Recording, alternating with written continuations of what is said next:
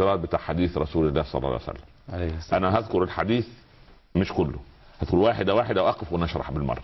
طيب وانت اردت ان تكتب عشان بعد الاخوه ان شاء الله الحلقه القادمه نكتب لها ان شاء الله. على بركه الله. قال صلى الله عليه وسلم: اني رايت الليله عجبا. يقول لمن؟ الصحابه. نعم.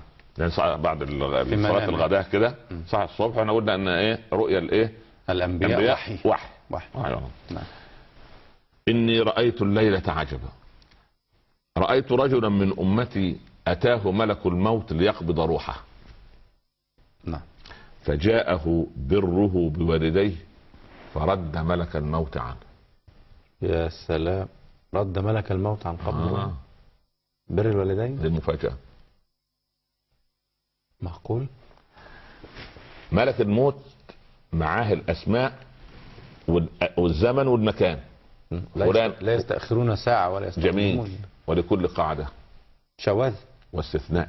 حتى الاستثناءات في الأجل. كأنما رب العباد يقول: هذا الذي سوف تميته الآن أنا وأنا الرحمن الرحيم. كأن الله يقول: هذا أعطيته علاوة رضا لأنه بر بوالديه.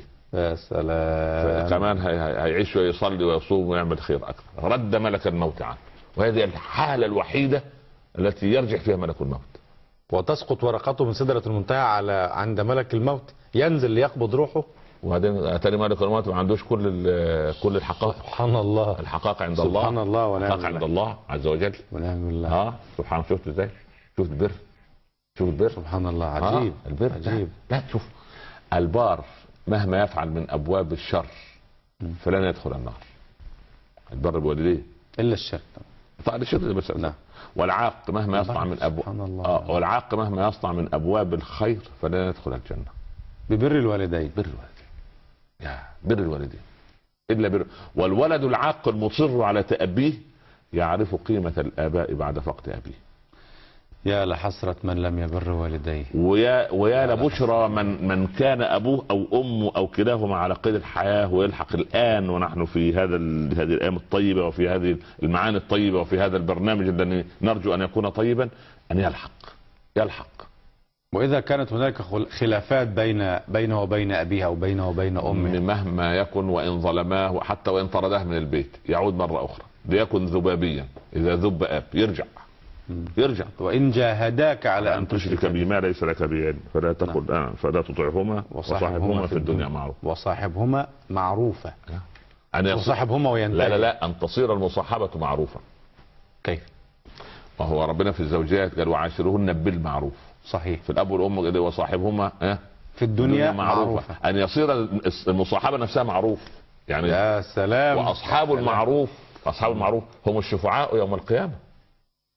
سبحان الله. أصحاب المعروف دول أصحاب المعروف في الدنيا هم أصحاب المعروف في الآخرة. يشفعوا.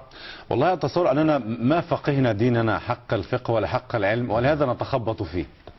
ولذلك هو ديننا بسيط وسهل، ولكن إذا فتحنا يعني أغفال قلوبنا وجلسنا لعلمائنا العاملين الربانيين نتعلم وفتحنا كتاب الله لنتدبر، والله رب العباد سبحانه وتعالى يعني سوف يهدينا سواء السبيل. نعم. فهذه أول منجية من منجيات بر الوالدين. شوف جميلة ازاي وبسيطة جدا. لا وفيها جمال ايه؟ اننا بر ابائنا شيء ويدعوا لنا. صحيح. وناخذ ثواب. انت عايز اكثر من كده ايه؟